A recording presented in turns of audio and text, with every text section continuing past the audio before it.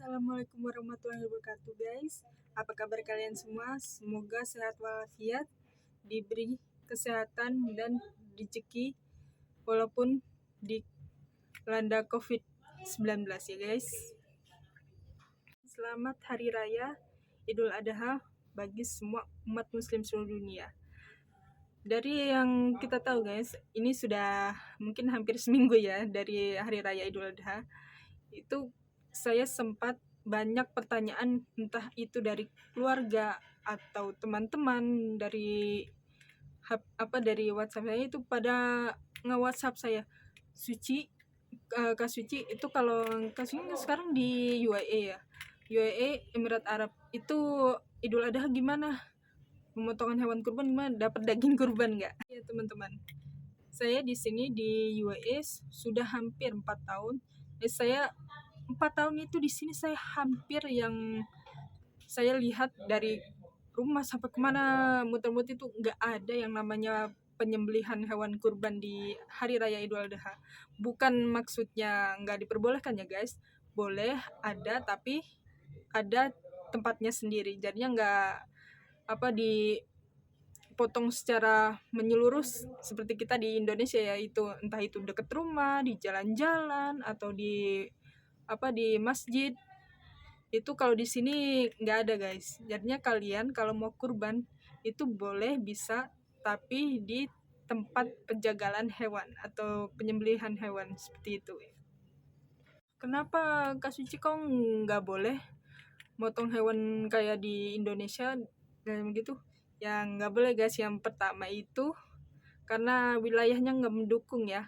Kalau kita kan wilayah Indonesia subur banget kayak tanah liat begitu. Kalau buat pemotongan hewan kurban, darahnya pun bisa darah kurban tersebut bisa menyerap ya guys ya, artinya bisa membuat tanah lebih subur lah gitu.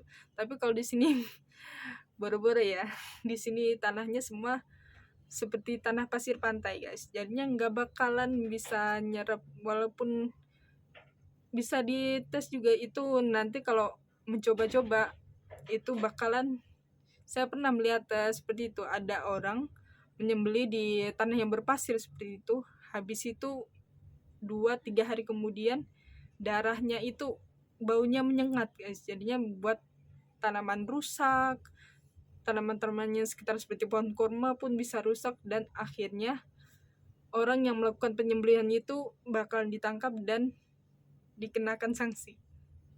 Sanksinya seperti apa tuh Kak Suci, Mbak Suci?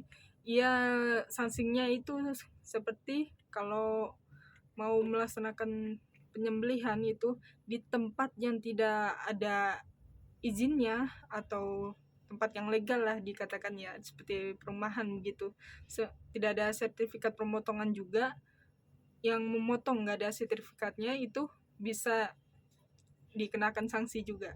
Sanksinya itu denda sebesar 20.000 dinar, 20 dirham UAE, atau setara 72,5 juta ya guys. Itu bukan uang yang sedikit ya.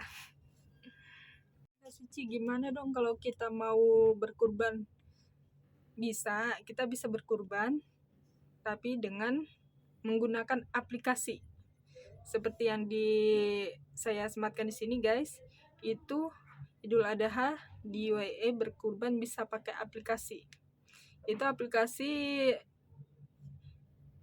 digunakan buat membeli hewan sekaligus melakukan penyembelihan hewan kurban ya guys. Ini nama aplikasinya kalau di sini itu Dabai Al Imarat atau Emirates Sacrifice. Ya, itu kita melakukan pemilihan, pembayaran tersebut di situ sampai nanti melakukan pemotongan hewan kurbannya, dan kalian cuma duduk di rumah sampai menunggu hasilnya hewan kurbannya, potongannya nanti. Nggak perlu nunggu lama guys. Itu juga menghemat waktu ya bagi kalian ya. Malum ya, di UAE sini semua pada migran semua, juga kerja pada sibuk semua, jadinya nggak sempat yang namanya menunggu guys. Jadinya itu menggunakan aplikasi tersebut sudah selesai pemotongan hewannya, nanti daging hewan kurban tersebut akan dikirimkan ke rumah masing-masing ya guys. Ini juga itu ada macam-macam ya guys, itu pilihannya kalau kalian mau milih hewan kurban itu ada mau unta, sapi, atau kerbau, atau domba, itu ada. Itu berkisar paling murah dari 2,8 juta atau setara 700 dirham, atau yang lainnya juga ada seperti 1.700 dirham atau 6,9 juta. Itu mungkin sapi ya. Ya guys, apakah ada pemberian seperti kupon gitu, seperti negara Indonesia yang menyediakan kupon buat pengambilan daging kurban?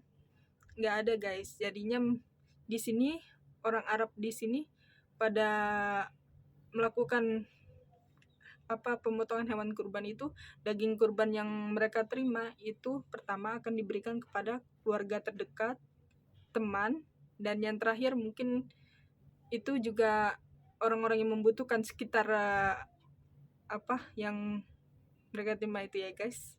Dan yang terakhir mereka akan memberikan kepada orang yang membutuhkan. Dan saya juga sempat nyari informasi di sini buat di US, karena saya ada di Abu Dhabi. Saya mencari informasi di Abu Dhabi ya guys.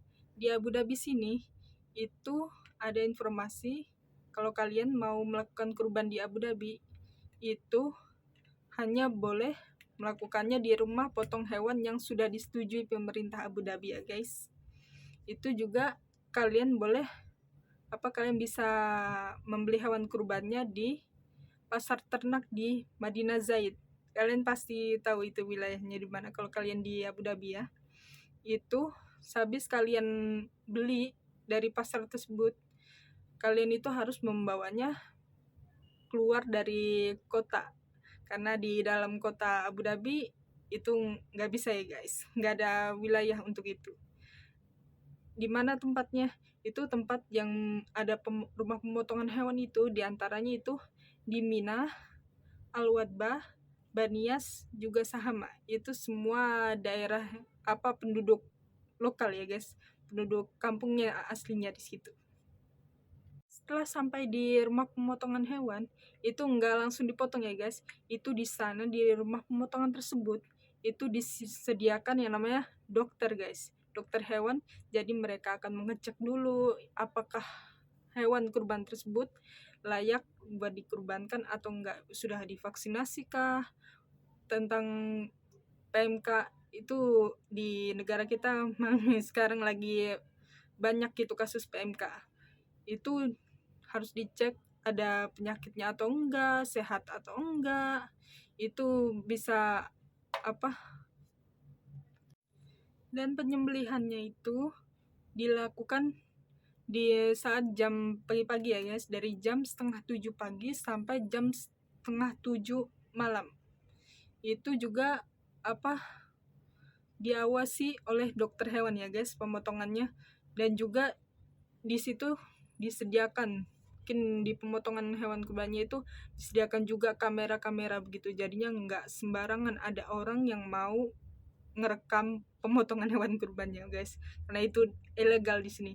Di sini di Arab di sini kalau mau ngerekam atau mengambil foto apapun itu nggak boleh sembarangan ya guys. Kalau kita ngambil foto atau nge-record begitu, kita bisa didenda juga. Mereka ini cukup hanya menggunakan aplikasi kalau mau berkurban. Aplikasi tersebut yang sudah saya bicarakan ya guys, menggunakan aplikasi pembayaran tunai dan cuma menunggu hasil pemotongan dagingnya itu datang delivery ke rumah masing-masing. Dan harap dari video saya ini juga menemukan pembelajarannya guys, karena kita sebagai malam ya orang Indonesia kalau ada perayaan tertentu gitu suka ngerekam, suka ngambil foto. Tapi di negara Arab Uni Emirat atau Saudi begitu, mohon jangan dilakukan ya guys, karena itu akan seperti dikatakan melanggar etika begitu, dan akan dikenakan undang-undang atau denda yang pasal yang berlaku gitu ya guys.